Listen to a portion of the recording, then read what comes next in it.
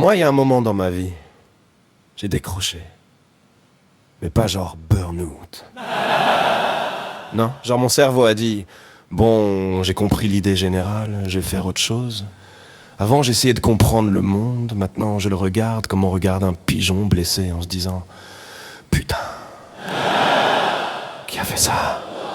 Les gens ont l'air sûrs d'eux. Moi, quand quelqu'un est trop sûr, j'ai envie de lui dire, calme-toi, fils de pute, on est sur une planète qui flotte.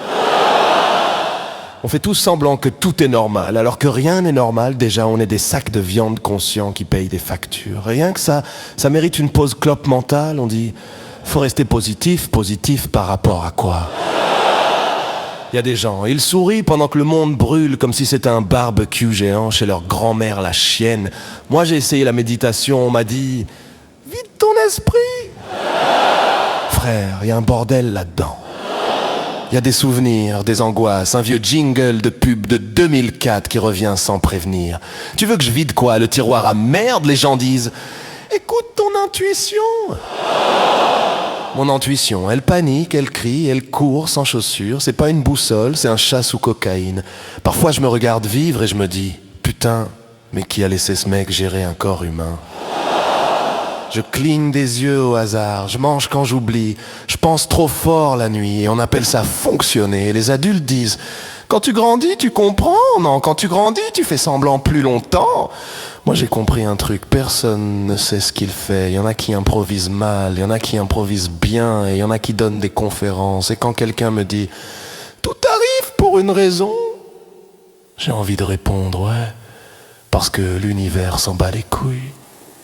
Mais parfois, au milieu de tout ce bordel, il y a un moment bizarre, un moment calme où tu respires, où tu regardes rien, où tu comprends rien et tu te dis, bon, je suis là, pas heureux, pas aligné, pas guéri, juste là.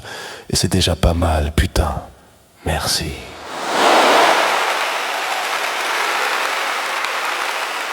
Moi j'ai compris un truc avec TikTok.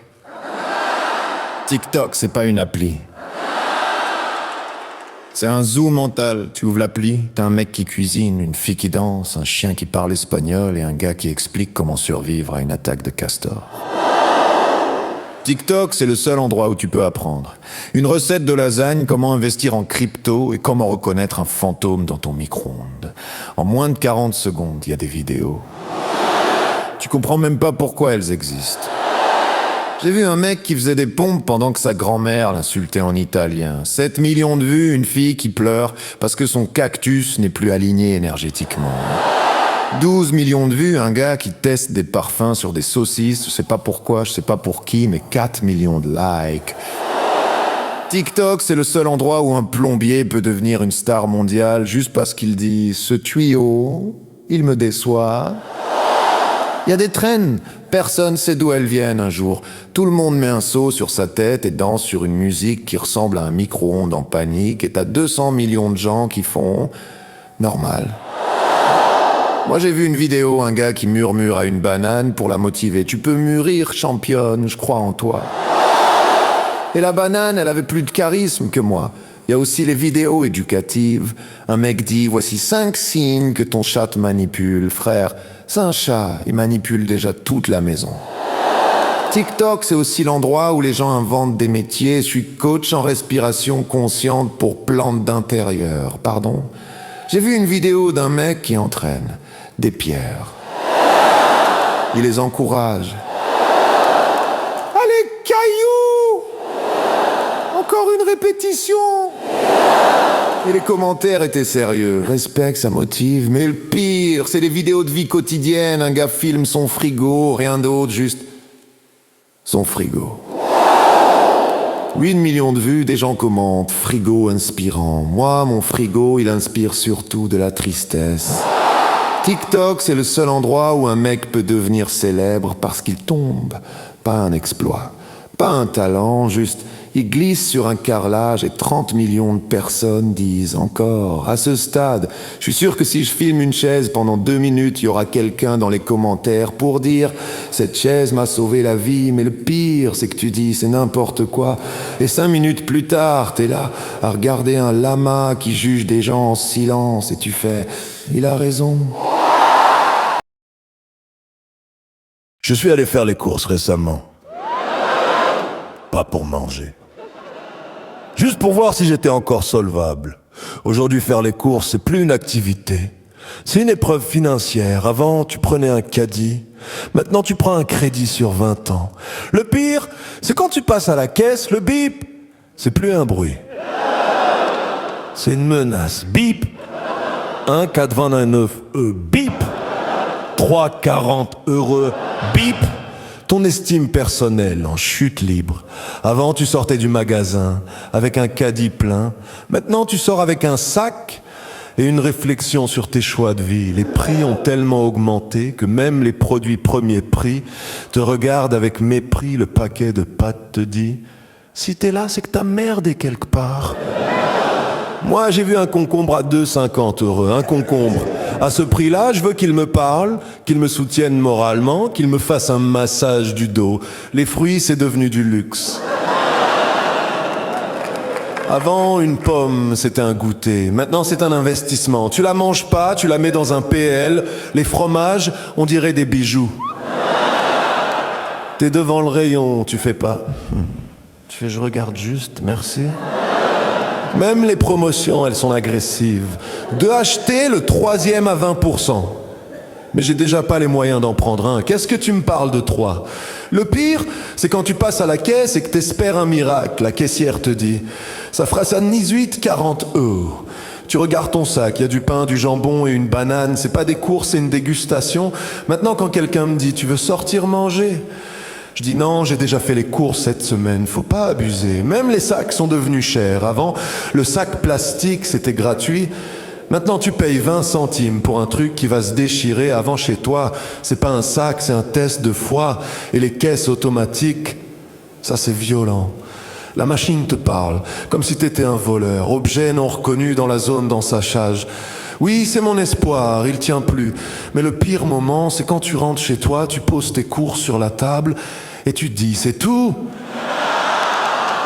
J'ai laissé 80 balles et on dirait les restes d'un pique-nique raté. Aujourd'hui, le supermarché, c'est plus un lieu pour acheter à manger. C'est un endroit où tu vas mesurer ta place dans la société. Merci. J'ai fait un vide-grenier récemment. Je pensais vendre 2-3 trucs. Au final, j'ai découvert une autre dimension. Le vide-grenier, c'est pas un marché. C'est une réserve naturelle de gens étranges, déjà. Les gens arrivent à 6 h du matin. Si ça est... Le soleil est même pas levé, mais t'as déjà un mec qui fouille dans tes cartons comme un archéologue sous cocaïne. C'est combien ça, frère? Je sais même pas encore ce que c'est. Moi, j'avais posé une vieille lampe, un truc moche, jaune, avec un fil douteux. Un gars arrive, il la regarde, il la sent, comme s'il testait un melon. Il me dit, elle a une âme? Non, elle a un faux contact. Il y a toujours la dame qui veut tout négocier. Même les trucs gratuits. C'est combien le verre? 1 €. Et si j'en prends 2? 2 €. Non, mais un prix. Madame, c'est pas une prise d'otage, c'est un gobelet. Un moment, un gars arrive avec un perroquet sur l'épaule. Déjà, je sais pas si je dois lui vendre un grille-pain ou lui demander une prophétie. Le perroquet me regarde et il dit « C'est trop cher !» Même l'oiseau négocie. Il y a aussi les collectionneurs. Un mec arrive, il voit une vieille cuillère, ses yeux brillent. C'est une cuillère de Nimafsam 37, édition cantine scolaire. Frère, c'est une cuillère qui a survécu à des yaourts douteux. Et les enfants dans les vides-greniers, c'est des mini-mafieux. Un gamin de 6 ans me regarde droit dans les yeux et me dit « 50 centimes ou je pleure ?» J'ai payé, il y a un mec qui m'a acheté un vieux réveil. Il me dit « Il marche ?» Je dis non. Il me dit « Parfait, j'aime pas me lever. » Un autre gars a voulu acheter une chaussure, une seule. Je lui dis « Y a pas l'autre. » Il me dit « C'est pour une sculpture, frère. Si ta sculpture a besoin d'une seule basket trouée, c'est que ton art va mal à un moment. » Une dame me montre un objet et me dit « Ça, c'est à vous. » Je regarde. Je sais même pas d'où ça sort, un espèce de truc en plastique avec des roues, un bouton et une odeur de soupe. Je dis « Oui, oui, c'est à moi. » Elle me dit « Ça me rappelle mon ex-mari. » Je lui ai fait un prix. Le pire moment, c'est quand quelqu'un achète un truc auquel tu tiens. Un mec m'a pris une vieille peluche. Il me dit « C'est pour mon mon chien! Mon enfance va finir déchiquetée dans un panier en plastique. Et le moment le plus flippant, c'est à la fin. T'as vendu pour 17 €, t'es brûlé par le soleil. T'as mangé un sandwich tiède et t'as acheté pour 42 € de trucs inutiles chez les autres. Je suis venu vendre mon bazar. Je suis reparti avec une lampe moche, une cuillère suspecte et une chaussure orpheline. Je crois que j'ai acheté mes propres objets. Le vide-grenier, c'est pas un marché, c'est un cycle, les objets tournent, les gens tournent et à la fin, on rentre tous chez nous avec la merde des autres. Merci.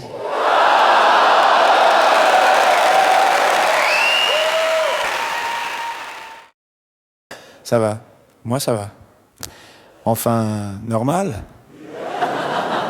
Parce qu'aujourd'hui, normal, c'est déjà un diagnostic. Avant, t'allais mal. Maintenant, t'es en transition émotionnelle. Non, mais c'est pas une dépression, c'est une phase de réalignement intérieur. Frère, t'es triste. Assis-toi, tout le monde fait du développement personnel.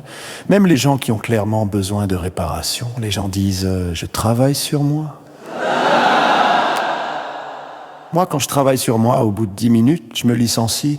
On vit une époque où même respirer, faut le faire correctement. Respire par le nez, pense à ton souffle, libère ton chakra.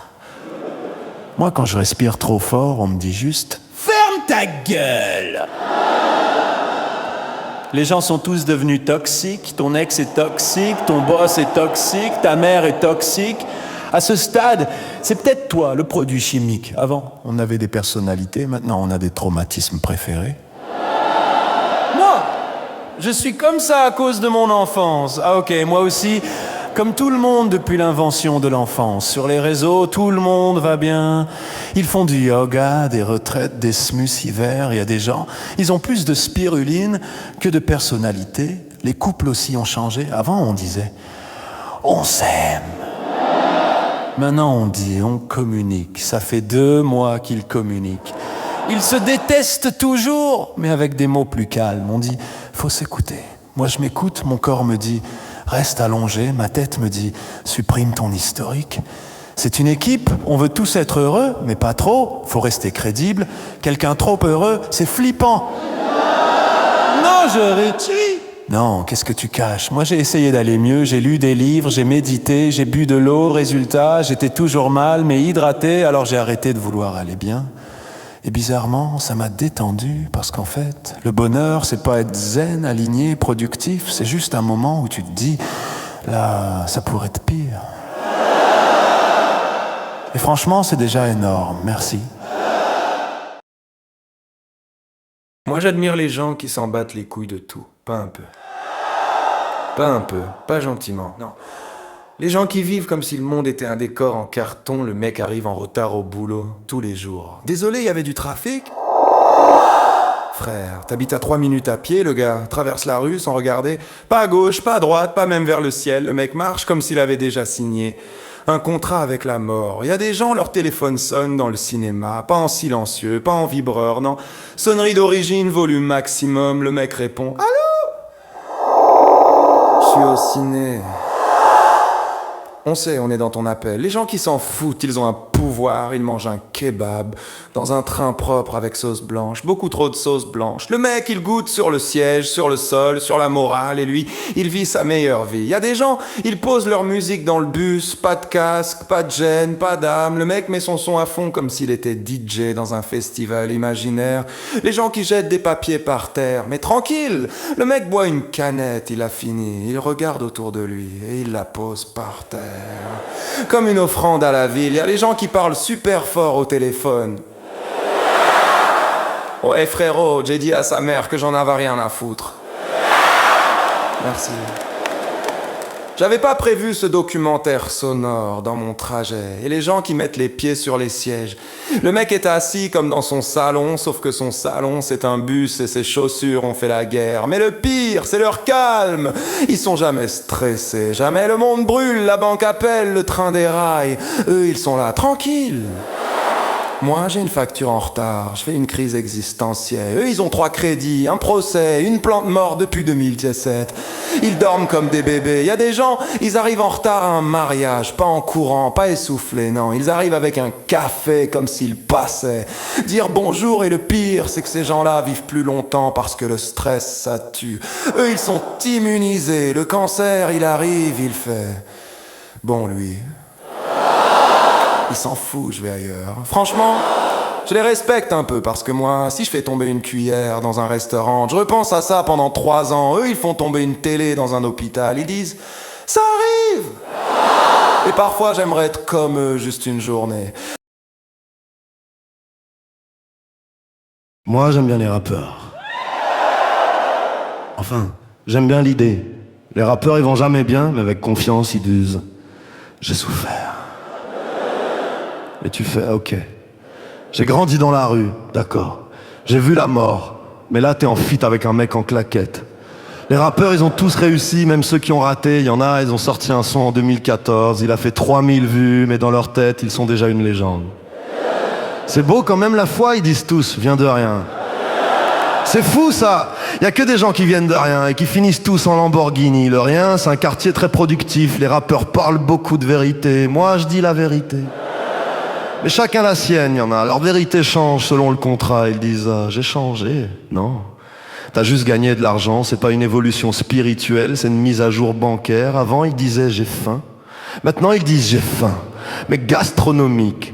Les rappeurs aiment dire qu'ils sont incompris, mais ils ont des millions de streams, frère. Si ça, c'est être incompris, moi, je suis invisible. Ils parlent beaucoup de la rue, mais plus ils réussissent, moins ils y vont. C'est une rue mentale. Comme quand tu dis, je viens du bled. Mais t'as le wifi. Moi, ce que j'aime chez les rappeurs, c'est la confiance absolue. Même quand ils disent n'importe quoi, ils le disent très fort. Et quand tu le dis très fort, ça devient presque vrai. Les rappeurs disent, j'ai pas peur de mourir, mais ils ont peur de pas être respectés. Ce qui est très humain, en fait. Et au fond, je crois que les rappeurs, c'est des poètes stressés qui ont mis une capuche pour pas qu'on voit qu'ils doutent.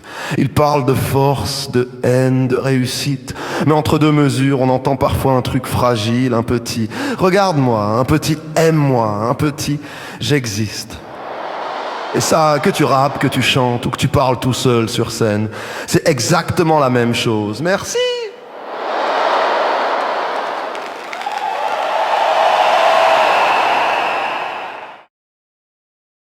Et moi j'ai compris un truc récemment.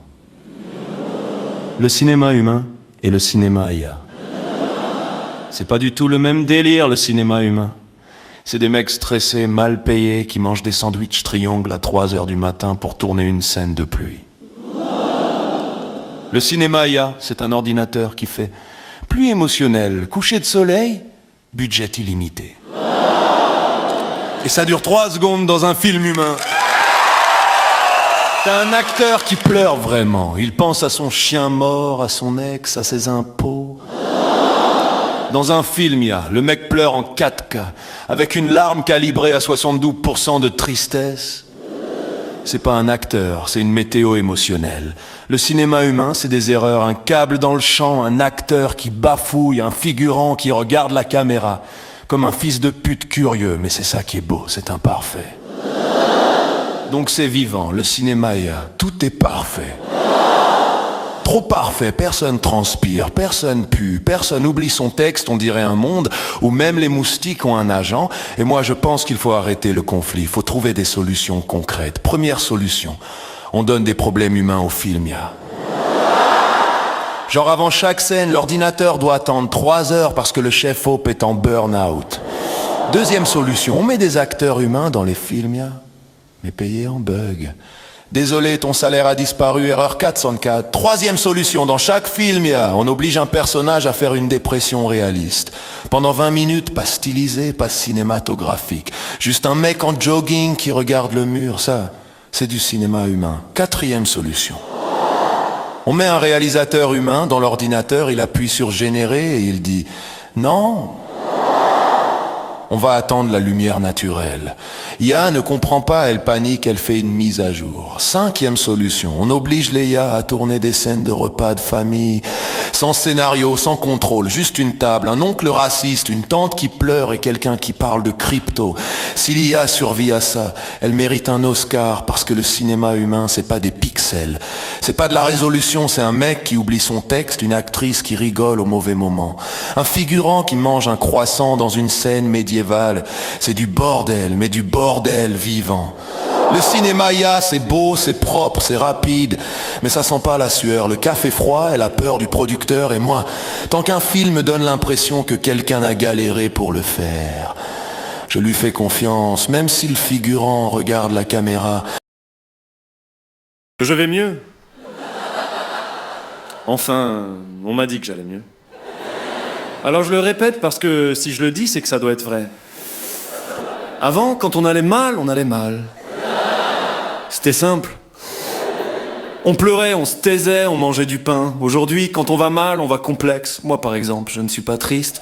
Je suis en processus émotionnel descendant. C'est pareil. Mais ça coûte plus cher à expliquer. Je suis allé voir un psy, il m'a demandé comment je me sentais. Je lui ai dit, comme ci, comme ça. Il a noté. Beaucoup. Je savais pas qu'on pouvait être diagnostiqué. Comme ci, comme ça. Il m'a dit, il faut accueillir vos émotions. Alors je les ai accueillies. Il y en a une qui est entrée sans dire bonjour, une autre qui s'est installée. Et l'angoisse a demandé le wifi. Elle m'a dit, vous refoulez? Je lui ai répondu, non, je trie. Parce que refouler, c'est violent, trier, c'est écologique. Avant, on avait des problèmes, maintenant on a des traumatismes. Avant, t'avais raté ton bus, maintenant ton enfance n'était pas suffisamment sécurisante. Le bus aussi d'ailleurs. On dit, il faut verbaliser. Alors je verbalise, je parle de ce que je ressens, je parle de ce que je ressens, parlant de ce que je ressens à un moment. Je ressens surtout que j'ai trop parlé, on me dit, il faut poser des limites. J'ai essayé, j'ai posé une limite par terre. Personne l'a vu. J'ai marché dessus moi-même, la psychologie moderne, c'est formidable. Avant, on disait « calme-toi ». Maintenant, on dit « je comprends ton ressenti ». Mais on n'en pense pas moins. Moi, j'aime bien le mot « bien-être ». Parce que ça veut dire être bien sans trop savoir où. On veut tous aller mieux, mais personne ne sait où est mieux.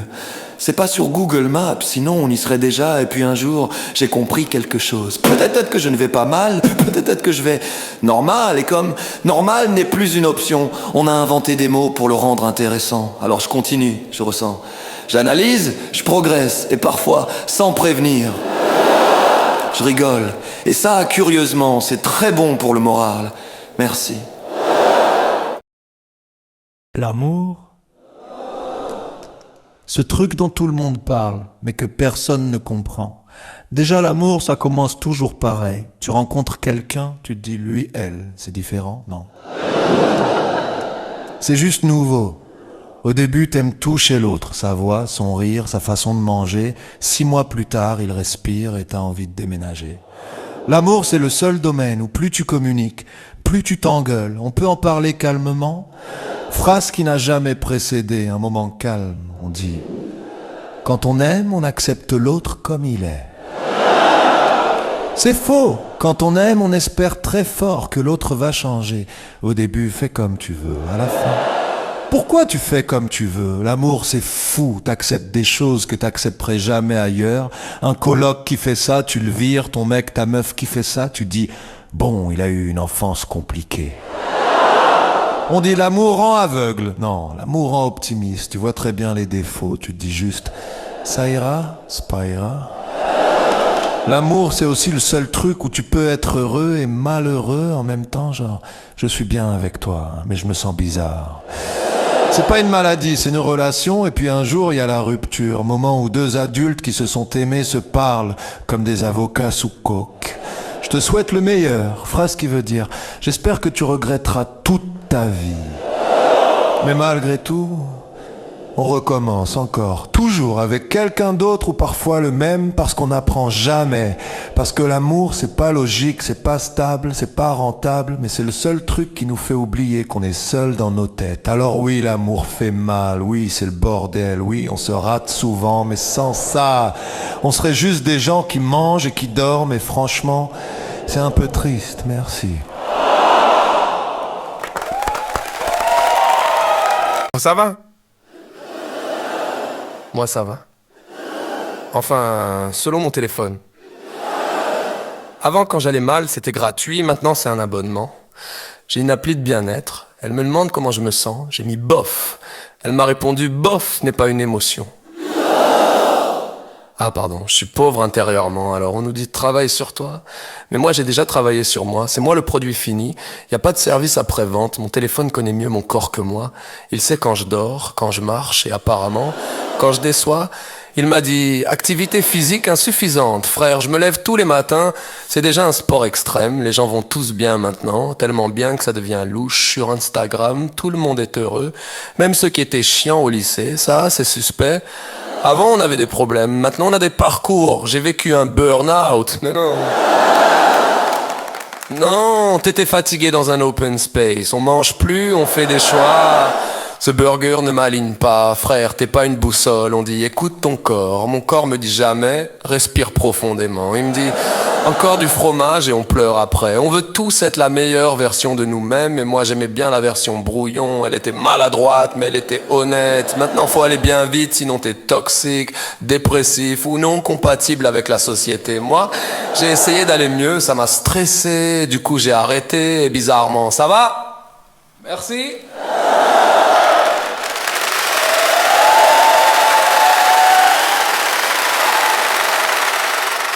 Moi, j'ai remarqué un truc.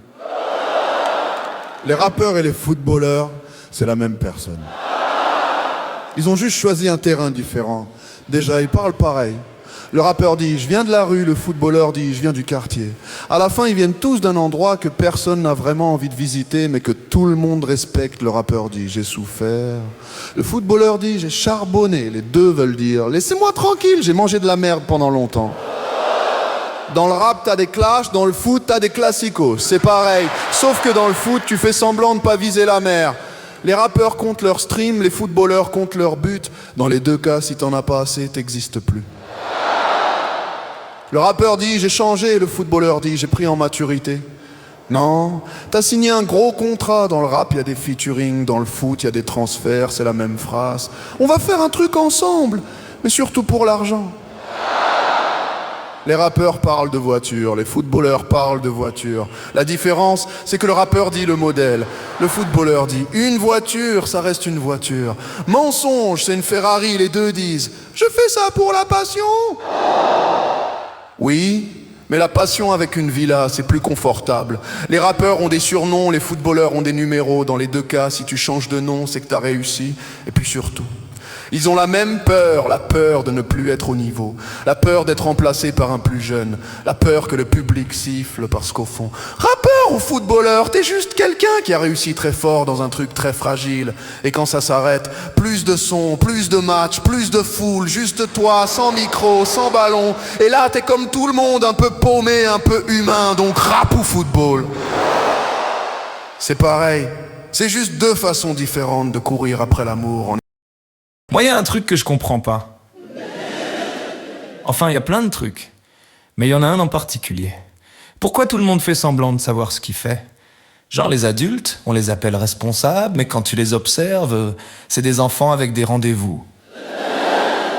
Moi, j'ai grandi en pensant qu'à un moment, un jour précis, quelqu'un allait m'expliquer la vie, genre « Voilà, maintenant t'as 30 ans, tiens, voilà la notice. » Rien. Y a pas de PDF. Les gens te disent faut être soi-même. Mais comment tu fais? Si t'as jamais été quelqu'un de stable, moi je suis moi-même, mes versions bêta, on me dit souvent faut lâcher prise. Mais lâcher prise sur quoi? J'ai déjà rien dans les mains. Moi j'essaie de lâcher prise, je lâche juste la concentration, je pars ailleurs, je reviens. J'ai raté la discussion. Les gens ont des certitudes, moi j'ai des hypothèses. Il y en a, ils disent moi, je sais.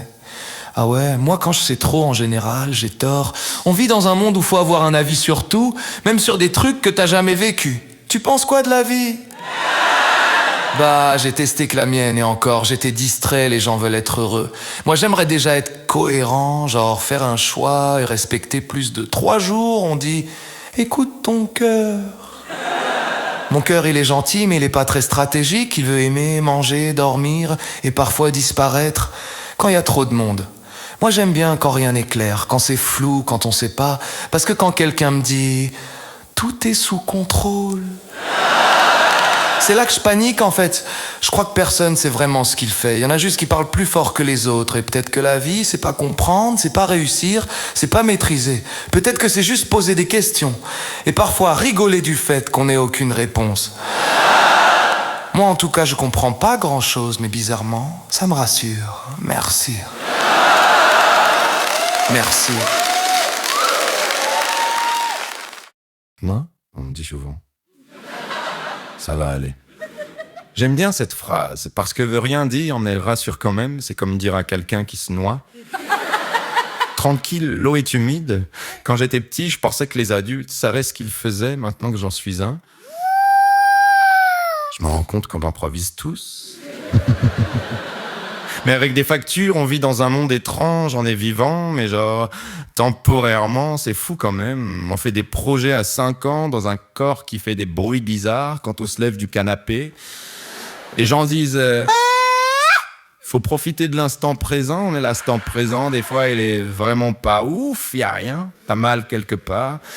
T'as pensé à la mort sans faire exprès et t'as un doute sur ton existence. Super moment présent. Moi, j'ai essayé d'être positif, mais pas trop, parce que les gens trop positifs, ils meurent jeunes dans les films. On dit... Tout arrive pour une raison. Souvent parce que quelqu'un a fait n'importe quoi avant. C'est pas mystique. C'est humain. Parfois, je regarde le ciel la nuit, les étoiles, l'infini, l'univers, et je me dis... Putain, on n'est vraiment pas le sujet principal. On est une parenthèse mal écrite mais attachante, on a tous peur de mourir, mais personne parle de la peur de vivre longtemps, imagine. 80 ans à faire semblant de comprendre les nouvelles technologies, c'est un film d'horreur, ça. Non, je suis pas triste. Je suis lucide avec des pauses, et pourtant... Parfois, il y a un moment bizarre, un moment où tu respires, où tu regardes quelqu'un rire, où tu manges un truc vraiment bon et tu te dis « Ah, ok, pas tout va bien, juste ça vaut le coup. » Ah donc oui, on va mourir, on sait pas quand, on sait pas comment, mais en attendant, on peut rire même de trucs sombres, surtout de trucs sombres. Parce que rire dans le noir, c'est quand même plus pratique que pleurer dans le vide. Merci.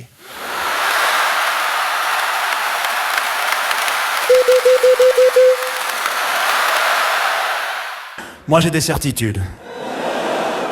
Comme tout le monde. Mais récemment, je me suis posé une question dangereuse. Et si j'effaçais toutes mes certitudes? Parce qu'une certitude, c'est confortable. C'est comme un vieux canapé, il est moche, il sent un peu le passé, mais tu t'y sens bien. Moi, par exemple, j'ai la certitude que je suis quelqu'un de bien, enfin. Dans ma version de l'histoire, j'ai aussi la certitude que les gens lents devant moi le font exprès. Personne n'est naturellement lent, c'est une conspiration molle. J'ai la certitude que si je gagne au loto, je vais rester simple, bien sûr. Un mec avec 3 piscines et un tigre. Mais humble. Mais imagine, si je devais effacer toutes mes certitudes, tout, plus rien. Déjà, je serais obligé d'admettre que j'ai peut-être tort. Et ça, c'est un sport extrême, parce qu'avoir tort, c'est pas juste une erreur. C'est une petite mort de l'ego. C'est comme si ton cerveau disait « Tu vois ce truc que tu défendais depuis 10 ans? C'était de la merde !» Moi, si j'efface toutes mes certitudes, je dois accepter que peut-être le gars qui m'a coupé la route n'est pas un connard, mais juste un mec perdu dans sa vie et dans son GPS. La personne qui m'a quitté avait peut-être raison et le film que j'ai détesté était peut-être bien. Bon, faut pas abuser non plus. Si j'efface toutes mes certitudes, je deviens quoi? Un humain sans opinion, un yaourt nature émotionnelle, quelqu'un qui dit « Je ne sais pas, tout, tu veux quoi manger? Je ne sais pas, tu m'aimes? Je ne sais pas, c'est ta mère ou une inconnue? Je ne sais pas. » Mais en même temps, les certitudes, ça nous rend un peu cons. On s'accroche à des idées comme à des bouées dans une piscine vide. On dit « Moi je sais », alors que la vie, c'est surtout un grand « J'improvise ». Peut-être que si j'efface mes certitudes, je deviens plus léger, moins sûr de moi, mais plus ouvert, un peu comme un idiot, mais un idiot heureux. Et peut-être que le problème, c'est pas d'avoir des certitudes, c'est de croire qu'elles sont éternelles. Parce que la vie, elle change tout le temps, tes idées, tes goûts, tes rêves, ton mot de passe Netflix. Tout change. Alors peut-être que la vraie sagesse, c'est pas d'avoir raison, c'est d'être capable de dire « Oh, j'étais con !» Et ça, c'est une certitude. Merci. J'ai posté un sketch sur Internet. Grosse erreur. J'ai lu les commentaires. Internet, c'est le seul endroit où un mec qui a une photo de tondeuse te donne des conseils de carrière. Premier commentaire. Franchement, pas drôle. Ok. Merci. Jean-Michel Poubelle à gazon, ton avis m'aide à pousser. Un autre. On voit que t'as pas fait d'études. Toi, on voit surtout que t'as fait une pause dans la tienne. Il y en a un qui a écrit, c'est de l'humour de gauchiste. Frère, j'ai fait une blague sur un yaourt, calme-toi Che Guevara du rayon frais, un autre. Retourne travailler. J'ai regardé son profil, sa bio c'est entrepreneur visionnaire alpha. Sa photo de couverture, c'est une BM le bleu, volée sur Google Images. Il y a toujours le mec qui veut corriger la langue. On dit pas il y en a, on dit il y en a. Frère, t'as compris la phrase ou Donc la langue, elle fonctionne. Un autre, moi j'aurais fait mieux. Fais-le, on attend. Même ta mère attend. Il y a aussi les philosophes, l'humour c'était mieux avant. Oui, comme les dents, les voitures et les dictatures, un gars a écrit « T'es moche ». Merci. J'ai jamais prétendu être un yaourt grec, un autre. Tu forces trop. Frère, je suis sur scène, si je force pas, je suis juste un mec debout dans le noir. Il y a toujours le coach de vie. Sois toi-même, mais c'est moi-même qui t'énerve, justement. Un autre, j'ai pas ri une seule fois.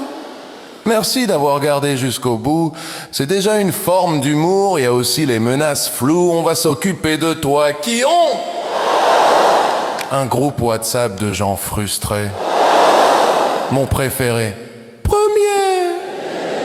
Le mec a rien compris, mais il est arrivé tôt. C'est un touriste de la pensée. Il y a aussi les conseils techniques. Le son est pas ouf. Frère, toi t'as enregistré ta voix dans une salle de bain avec un Nokia, et puis t'as le mec qui écrit juste cringe. C'est pas un commentaire, c'est un OK en anglais, mais mon préféré c'est celui-là. Continue, c'est cool. Un seul, perdu au milieu de 50 insultes, et là tu te dis, OK, je continue pour lui et pour emmerder les autres. Merci. Putain de bordel de merde au sein d'humanité. Nous marchons dans la vie, le cul plein de fierté. Connards éclairés, fiers comme des coqs en feu. On s'insulte en silence en se disant mon vieux. Fils de pute du destin, salope de réalité. On fait des plans grandioses pour mieux se rater. Ta gueule dit l'univers, quand tu veux tout comprendre. Il t'offre un doigt d'honneur quand tu demandes à prendre. On est nus comme des cons, on meurt habillés de peur. Entre deux on s'embrasse, on s'écrase, on a peur.